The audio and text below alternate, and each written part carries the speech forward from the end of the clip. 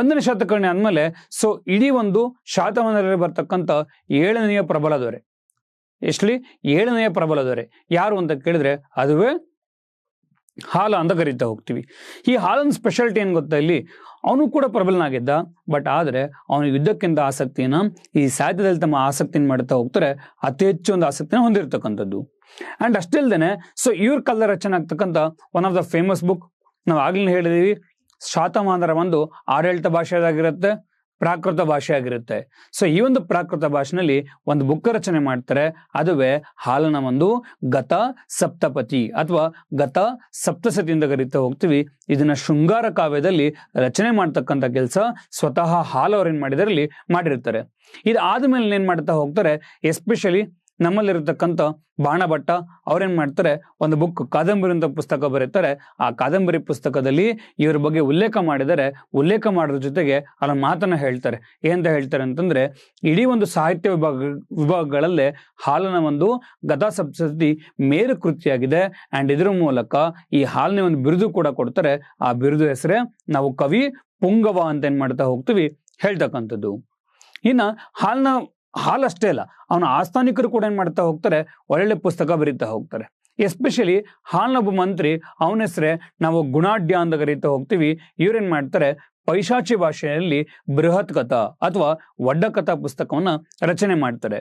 So ಪೈಶಾಚಿ ಭಾಷೆ ಅಂತಂದ್ರೆ ಇದು ಯಾವುದೋ ಬೇರೆ ಭಾಷೆ ಅಲ್ಲ. ಈ ಪೈಶಾಚಿ ಭಾಷೆಗೆ ಅಂತ ಕರೀತಾ ಹೋಗ್ತೀವಿ ನಾವು ಅಂತಂದ್ರೆ, ಇದು ಪ್ರಾಕೃತ ಭಾಷೆ ಒಂದು ಉಪಭಾಷೆಯಿಂದ ಕರೀತಾ ಹೋಗ್ತೀವಿ. ಏನ್ ಹೇಳಿ, ಪ್ರಾಕೃತ ಭಾಷೆ ಒಂದು ಉಪಭಾಷೆ. ಮನೆ ನೋಡಿರ್ಬೋದು. ಸೊ ಪಾಲಿ ಮತ್ತೆ ಪ್ರಾಕೃತ ಈ 2 ಭಾಷೆಗಳಿಗೆ ಏನ್ ಮಾಡಿದ್ದಾರೆ, ಮೊನ್ನೆ ರೀಸೆಂಟ್ ಆಗಿ ಭಾಷೆಗಳಿಗೆ ಒಂದು ಶಾಸ್ತ್ರೀಯ ಸ್ಥಾನವನ್ನು ಕೊಟ್ಟಿರ್ತಕ್ಕಂಥದ್ದು ಅಲ್ವಾ. ಪಾಲಿ ಭಾಷೆ ಕೊಟ್ರು, ಬಂಗಾಳಿ ಭಾಷೆ ಕೊಟ್ರು, ಪ್ರಾಕೃತ ಭಾಷೆ ಕೊಟ್ರು, ಅಸ್ಸಾಮೀಸ್ ಲ್ಯಾಂಗ್ವೇಜ್ ಕೊಟ್ಟಿದ್ದಾರೆ.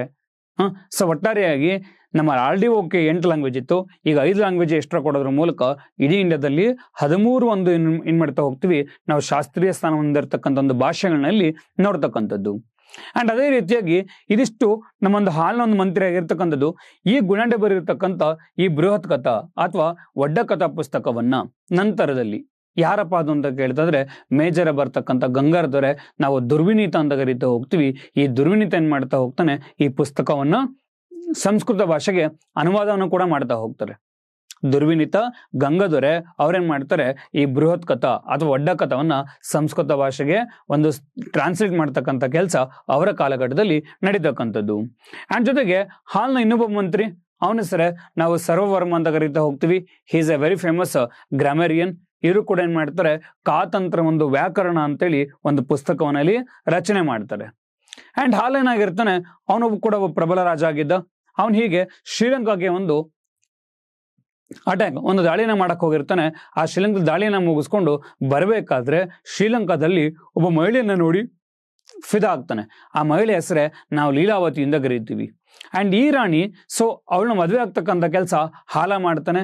ನಂತರದಲ್ಲಿ ಈ ಹಾಲ್ನ ರಾಣಿ ಲೀಲಾವತಿ ಏನ್ ಮಾಡ್ತಾಳೆ, ಇವರು ಕೂಡ ಒಂದು ಪುಸ್ತಕ ಬರೀತಾರೆ, ಅದುವೇ ಲೀಲಾವತಿ ಪರಿಣಯ.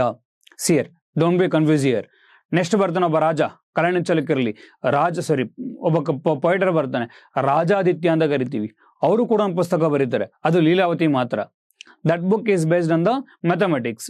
ಇಲ್ಲಿ ಸ್ವತಃ ಲೀಲಾವತಿ ಹಾಲನ ಒಂದು ರಾಣಿ ಆಗಿರ್ತಕ್ಕಂಥವಳು, ಇವಳೊಂದು ಪುಸ್ತಕ ರಚನೆ ಮಾಡ್ತಾಳೆ, ಅದುವೇ ಹಾಲನ ಲೀಲಾವತಿ ಪರಿಣಯ ಅಂತೇಳಿ.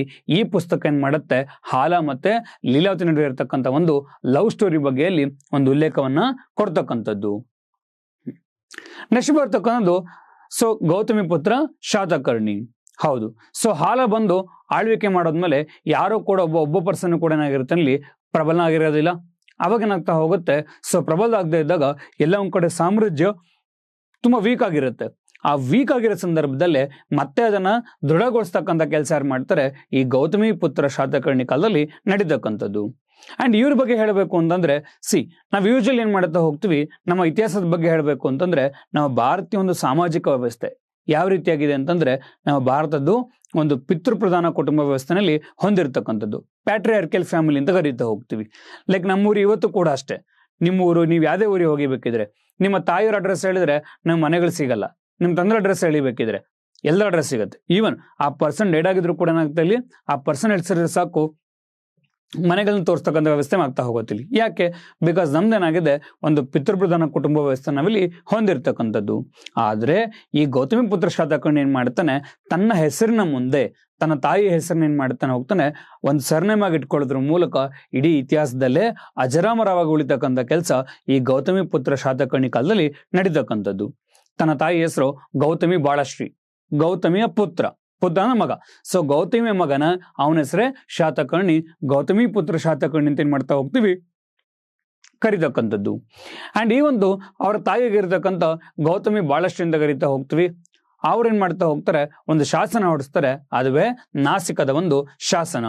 ಸೊ ನಾಸಿಕದ ಶಾಸನದ ಪ್ರಕಾರ ಗೌತಮಿ ಪುತ್ರ ಶಾತಕರ್ಣಿ ಬರೋಕ್ಕಿಂತ ಮುಂಚೆ ಇವರದೇ ಸಾಮಂತರಾಗಿರ್ತಕ್ಕಂಥ ಪಹಲವರು, ಯವನರು ಮತ್ತೆ ಶಕರು ಇವರೆಲ್ಲರೂ ಕೂಡ ಏನ್ ಮಾಡ್ತಾರೆ, ಸಾಮಂತರಾಗಿತ್ಕೊಂಡು ಸ್ವತಂತ್ರನ ಘೋಷಣೆ ಮಾಡಿಕೊಂಡು ಸಾಮ್ರಾಜ್ಯದ ಮೇಲೆ ತಿರುಗಿಬಿದ್ದಿರ್ತಾರೆ. ಅಂತ ಸಂದರ್ಭದಲ್ಲಿ ಅವರೆಲ್ಲರನ್ನೂ ಕೂಡ ಸೋಲಿಸೋದ್ರ ಮೂಲಕ ಶಾತವಾಹನ ಸಾಮ್ರಾಜ್ಯದಲ್ಲಿ ಮರುಸ್ಥಾಪನೆ ಮಾಡ್ತಕ್ಕಂಥ ಕೆಲಸ ಯಾರು ಮಾಡ್ತಾರೆ, ಈ ಗೌತಮಿ ಪುತ್ರ ಶಾತಕರ್ಣಿ ಮಾಡ್ತಾನೆ. ಇದ್ರ ಮೂಲಕ ಶಾತವಾಹನರ ಒಂದು ಕುಲ ಪ್ರತಿಷ್ಠಾಪಕ ಅಂತ ಏನ್ ಮಾಡ್ತಾರೆ, ಒಂದು ಬಿರುದನ್ನು ತಗೊಳ್ತಕ್ಕಂಥ ಕೆಲಸ ಈ ಗೌತಮಿ ಪುತ್ರ ಶಾತಕರ್ಣಿ ಕಾಲದಲ್ಲಿ ನಡೀತಕ್ಕಂಥದ್ದು. ಅದರಲ್ಲಿ ಮೇಜರ್ ಆಗಿ ಅವತ್ತಿನ ಕಾಲದಲ್ಲಿ ಶಕ ಒಂದು ಸಾಮ್ರಾಜ್ಯ ಇತ್ತು. ಆ ಶಕರಲ್ಲಿ ಒಬ್ಬ ರಾಜ ಇದ್ದ, ಅವನ ಹೆಸರೇ ನಾವು ನಹಪಣ ಅಂತ ಕರಿತೀವಿ. ನಹಪಣನ ಸೋಲಿಸೋದ್ರ ಮೂಲಕ ಅವರದೇ ನಾಣ್ಯಗಳಲ್ಲಿ, ಶಕರ ಒಂದು ನಾಣ್ಯಗಳಲ್ಲಿ ಸೊ ಇವರ ಹೆಸರು ಏನ್ ಮಾಡ್ತಾರೆ, ಒಂದು ಕೆತ್ತನೆ ಮಾಡ್ತಕ್ಕಂಥ ಕೆಲಸ ಏನ್ ಮಾಡ್ತಾರೆ, ಈ ಗೌತಮಿ ಪುತ್ರ ಶಾತಕರ್ಣಿಲಿ ಮಾಡ್ತಾರೆ. ಅದ್ರ ಮೂಲಕ ಒಂದು ಬಿರುದನ್ನು ಕೂಡ ತಗೋತಾರೆ. ಆ ಬಿರುದು ಹೆಸರೇ ನಾವೆಂತ ಕರಿತಾ ಹೋಗ್ತೀವಿ, ಶಕರಿ ಅಂತ ಏನ್ ಮಾಡ್ತಾ ಹೋಗ್ತೀವಿ, ಕರಿತಕ್ಕಂಥದ್ದು. ಇನ್ನ ಇವ್ರ ಸಾಮ್ರಾಜ್ಯದ ಬಗ್ಗೆ ಹೇಳಬೇಕು ಅಂತಂದ್ರೆ, ಇವ್ರ ಸಾಮ್ರಾಜ್ಯವನ್ನ ಉತ್ತರದ ಒಂದು ಸೌರಾಷ್ಟ್ರದಿಂದ ದಕ್ಷಿಣದ ಒಂದು ನಮ್ಮ ಕೃಷ್ಣಾ ನದಿವರೆಗೆ, ಅದೇ ರೀತಿಯಾಗಿ ಪೂರ್ವದ ಒಂದು ಬೇರರ್ನಿಂದ ಪಶ್ಚಿಮದ ಒಂದು ಕೊಂಕಣ ತೀರವರೆಗೆ ಏನ್ ಮಾಡ್ತಾರೆ, ತಮ್ಮ ಸಾಮ್ರಾಜ್ಯದಲ್ಲಿ ವಿಸ್ತರಣೆ ಮಾಡ್ತಾರೆ. ಅದ್ರ ಮೂಲಕ ಒಂದು ಬಿರುದು ಕೂಡ ತಗೊಳ್ತಾರೆ, ಅದುವೇ ತ್ರೈ ಸಮುದ್ರ ತೋಯ ಪೀತವಾಹನ ಎಂತ ಕರಿತೀವಿ. ತ್ರೈ ಸಮುದ್ರ ತೋಯ ಪೀತವಾಹನ. ತ್ರೈ ಅಂದ್ರೆ ಎಷ್ಟು? 3. ಓಕೆ. ತೋಯ, ತ್ರೈ ಸಮುದ್ರ ತೋಯ ಪೀತವಾಹನ. ತ್ರೈ ಸಮುದ್ರ 3 ಸಮುದ್ರನ. ಓಕೆ. ತೋಯ ಅಂದ್ರೆ ಮಿಂದಿರ್ತಕ್ಕಂಥದ್ದು, ಪೀತ ಅಂದ್ರೆ ಕುಡಿದಿರ್ತಕ್ಕಂಥದ್ದು. ಯಾವ ಒಂದು ಕುದುರೆಗಳು 3 ಸಮುದ್ರಗಳಲ್ಲಿ ಮಿಂದೆದ್ದು ಅವುಗಳ ನೀರನ್ನ ಕುಡ್ಕೊಂಡು ಬಂದಿರ್ತಾವಲ್ವ, ಅಂತಹ ಅಶ್ವಗಳನ್ನ ವಾಹನವನ್ನಾಗಿ ಇಟ್ಕೊಂಡಿರ್ತಕ್ಕಂಥ ರಾಜನೇ ಈ ಗೌತಮಿ ಪುತ್ರ ಶಾತಕರ್ಣಿ ಅಂತ ಏನ್ ಮಾಡ್ತಾರೆ, ಇತಿಹಾಸಕಾರರು ಉಲ್ಲೇಖವನ್ನ ಕೊಟ್ಟಿರ್ತಕ್ಕಂಥದ್ದು. ಇನ್ನ ಗೌತಮಿ ಪುತ್ರ ಶಾತಕರ್ಣಿ ಹೇಳ್ಬೇಕು ಅಂತಂದ್ರೆ, ಸೊ ನಾಸಿಕ ಶಾಸನದಲ್ಲಿ ಅವನ ಒಂದು ಶಕ, ಯವನ ಮತ್ತೆ ಪಹಲರ ಒಂದು ವಿಧ್ವಂಸಕ ಮತ್ತೆ ಅವನ ವಿಜಯಗಳ ಬಗ್ಗೆನೂ ಕೂಡ ಏನ್ ಮಾಡಿದರೆ ಇಲ್ಲಿ ಉಲ್ಲೇಖವನ್ನ ಇಲ್ಲಿ ಮಾಡಿರ್ತಕ್ಕಂಥದ್ದು.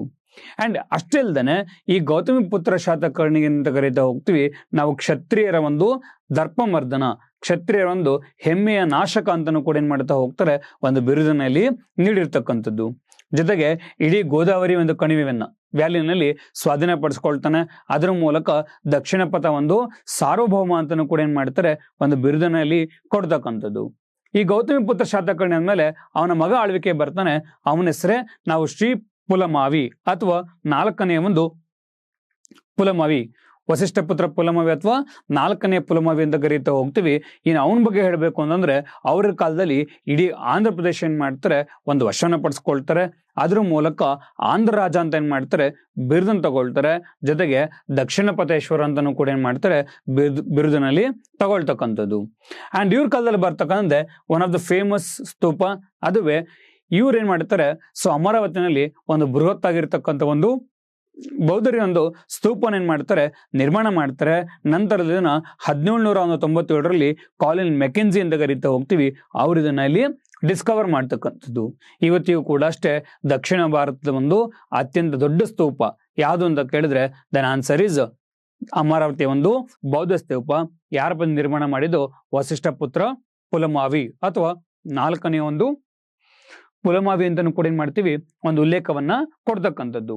ಅಂಡ್ ಇವರ ಒಂದು ಕಾಲದಲ್ಲೇ, ಸೊ ಈ ಒಂದು ರಾಜನ ಕಾಲದಲ್ಲೇ ಒಬ್ಬ ಗ್ರೀಕ್ ಫಿಲಾಸಫರ್ ಆಗಿರ್ತಕ್ಕಂಥ ಟಾಲೆಮಿ ಅಂತ ಕರಿತೀವಿ, ಅವರೊಂದು ಬುಕ್ಕನ್ನ ಬರೀತಾರೆ, ದಿ ಜಿಯೋಗ್ರಫಿ ಅಂತೇಳಿ. ಆ ಒಂದು ಪುಸ್ತಕದಲ್ಲಿ ಈ ಒಂದು ಇವ್ರ ಕಾಲ ವಿಸಿಟ್ ಮಾಡೋದ್ರ ಬಗ್ಗೆನೂ ಕೂಡ ಏನ್ ಮಾಡಿದರೆ ಉಲ್ಲೇಖವನ್ನು ಕೂಡ ಇಲ್ಲಿ ಕೊಟ್ಟಿರ್ತಕ್ಕಂಥದ್ದು. ಸೊ ಇದಿಷ್ಟು ಕೂಡ ಏನ್ ಮಾಡ್ತಾ ಹೋಗ್ತೀವಿ ನಾವು ಮೇಜರ್ ಆಗಿ ಶಾತವಾಹನರ ಬಗ್ಗೆ ನೋಡ್ತಾ ಹೋದ್ರೆ, ನೆಕ್ಸ್ಟ್ ಬರ್ತಕ್ಕಂಥದ್ದು ಇನ್ನೊಬ್ಬ ರಾಜ ಯಜ್ಞಶ್ರೀ ಶಾತಕರ್ಣಿ. ಅಂದ್ರೆ ಶಾತವಾಹನರಲ್ಲೇ ಕೊನೆಯ ಅತ್ಯಂತ ಪ್ರಬಲ ಅರಸ. ಪಾಯಿಂಟ್ ಅರ್ಥ ಮಾಡ್ಕೊಳ್ಳಿ, ಕೊನೆಯ ಅತ್ಯಂತ ಪ್ರಬಲ ಅರಸ ಯಾರಾಗಿದ್ರು? ಯಜ್ಞೇಶ ಶಾತಕರ್ಣಿ ಆಗಿದ್ರು. ಕೊನೆಯ ಅರಸ ಅಂತ ಕೇಳಿದ್ರೆ 4ನೆಯ ಒಂದು ಪುಲಮಾವಿ ಅಂತ ಕರೀತಾ ಹೋಗ್ತೀವಿ. ಇಲ್ಲಿ ಯಜ್ಞೇಶ ಶಾತಕರ್ಣಿ ಕಾಲದಲ್ಲಿ ನಮಗೆ ಒಂದು ತಿಳಿದು ಬರುತ್ತೆ, ಏನು ಅಂತಂದ್ರೆ ಇವರಿಗೆ ಅಂತಾರಾಷ್ಟ್ರೀಯ ಒಂದು ವ್ಯಾಪಾರ ಒಂದು ಒಪ್ಪಂದಗಳು ಕೂಡ ಇಲ್ಲಿ ಗೊತ್ತಿತ್ತು ಇವರಿಗೆ ಅಂತ ಹೇಳ್ತಾ ಹೋಗ್ತೀವಿ.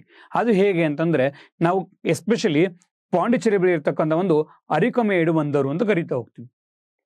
ಎಂತ ಕರಿತೀವಿ? ಅರಿಕಮೇಡು ಬಂದರು ಅಂತ ಕರೀತಕ್ಕಂಥದ್ದು. ಈ ಅರಿಕಮೇಡು ಬಂದರಲ್ಲಿ ಏನ್ ಮಾಡ್ತಾ ಹೋಗಿದರೆ ಅಲ್ಲಿ ಸಿಕ್ಕಿರ್ತಕ್ಕಂಥ ಒಂದು ನಾಣ್ಯಗಳ ಮೇಲೆ ಹಡಗು ಮತ್ತೆ ಇಲ್ಲಿ ಮೀನಿನ ಒಂದು ಮೋಟಿಫ್ ಅಂದ್ರೆ ಮೀನಿನ ಒಂದು ಚಿತ್ರ ನೋಡ್ತಾ ಹೋಗ್ತೀವಿ.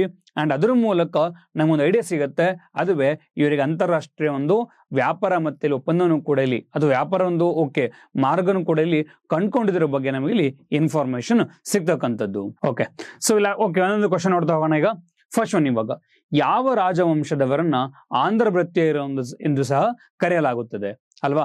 ಸೊ ಅಶೋಕನ ಒಂದು 12ನೇ ಬಂಡೆಗಲ್ಲು ಶಾಸನದ ಪ್ರಕಾರ ಶಾತವಾಹನರನ್ನ ಆಂಧ್ರ ಭೃತ್ಯರು, ಆಂಧ್ರ ಸೇವಕರು, ಆಂಧ್ರ ಜತಿಯರು ಮತ್ತೆ ಏಕ ಬ್ರಾಹ್ಮಣರು ಅಂತ ಹೇಳಿ ಉಲ್ಲೇಖಿಸಿರ್ತಕ್ಕಂಥದ್ದು. ನೆಕ್ಸ್ಟ್ ಒನ್, ಈ ಕೆಳಗಿನ ಯಾವ ಶಾತವಾಹನದವರೇ ಗತಾ ಸಪ್ತಸತಿ ಕೃತಿಯನ್ನು ರಚಿಸಿದನು ಅಲ್ವಾ? ಸೊ ಯಾರು ರಚಿಸಿದ್ದು? ಪ್ರಾಕೃತ ಭಾಷೆನಲ್ಲಿ ಈ ಹಾಲ್ ಏನ್ ಮಾಡ್ತಾ ಹೋಗ್ತಾನೆ, ಹಾಲ್ನ ಒಂದು ಗತಾ ಸಪ್ತಪತಿ ಅಥವಾ ಗತಾ ಸಪ್ತಸತಿಯನ್ನ ಶೃಂಗಾರ ಕಾವ್ಯದಲ್ಲಿ ಏನ್ ಮಾಡ್ತಾರೆ, ರಚನೆಯಲ್ಲಿ ಮಾಡಿರ್ತಕ್ಕಂಥದ್ದು. ಇನ್ನು ಮುಂದೆ ನೋಡ್ತಾ ಹೋದ್ರೆ ಶಾತವಾಹನರ ಕಾಲದಲ್ಲಿ ನಗರಾಡಳಿತಕ್ಕೆ ಏನಂತ ಕರಿತಾ ಇದ್ರು? It is also called as the ನಿಗಮ ಸಭಾ ಅಂತ ಏನ್ ಮಾಡ್ತಾ ಹೋಗ್ತೀವಿ ಕರಿತಕ್ಕಂಥದ್ದು. ನಾಡಾಗಮ ನಿಗಮ ಸಭಾ ಅಂತ ಏನ್ ಮಾಡ್ತಾ ಹೋಗ್ತೀವಿ ಕರಿತಾ ಹೋಗ್ತಕ್ಕಂಥದ್ದು.